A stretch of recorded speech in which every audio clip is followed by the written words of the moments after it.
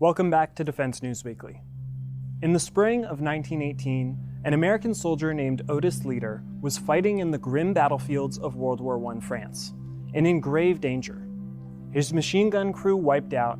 Instead of retreating, he attacked, crawling through a ravine to take out 2 machine guns and capture 18 German prisoners.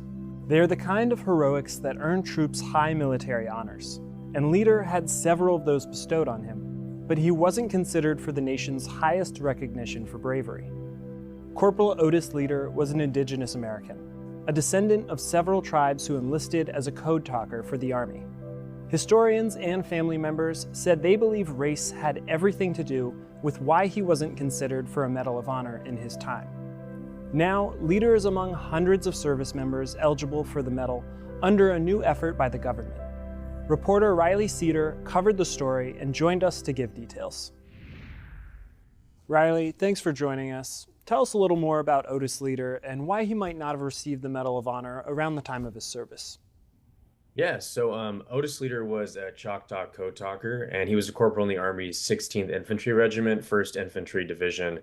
For those that don't know, code talkers were service members who used their indigenous language during the war to obfuscate and encrypt messages behind enemy lines. They were pivotal to the war effort.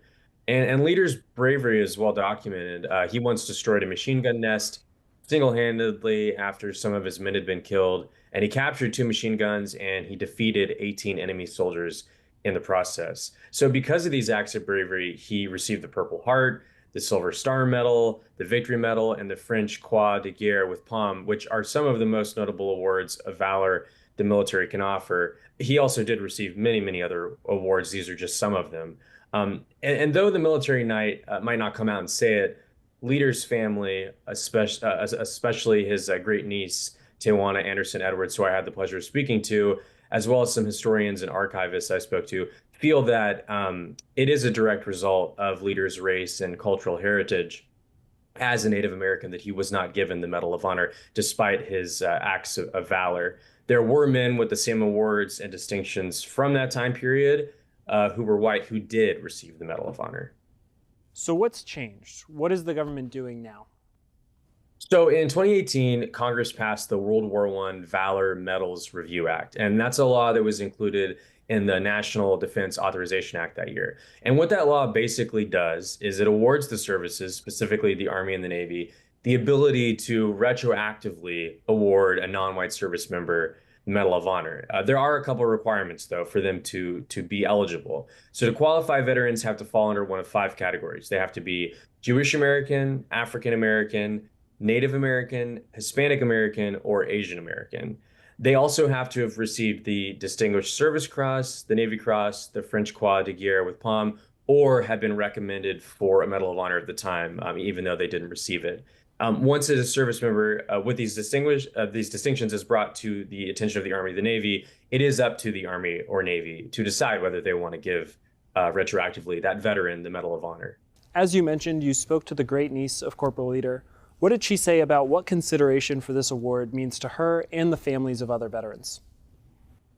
So I had the pleasure, as you said, of speaking to Tawana Anderson Edwards, whose great uncle was Otis Leader. And the feeling she described was that, in so many words, it was about time for Leader to be honored. Not just Leader, but other Indigenous World War I veterans. There was also a feeling of how much sacrifice these Indigenous veterans had made for their country. She spoke of the fact that code talkers were asked to use a language that many had been taught at American Indian boarding schools to never use. You know, American Indian boarding schools, for those that don't know, were schools erected in the late 19th century. Their entire purpose was to remove the cultural traditions and language of American Indian children, all in an effort to assimilate them into white American culture. So it's just an interesting dichotomy that many of these unbelievably brave code talkers and Indigenous war veterans were asked to use this language that they were oftentimes beaten. It was beaten out of them that they weren't supposed to use this language. And here they are serving their country, and they are asked to please use this language. So just a lot of interesting feelings. But most of all, she just wanted the recognition due to her great uncle. You can find more of Riley's coverage on this topic at militarytimes.com.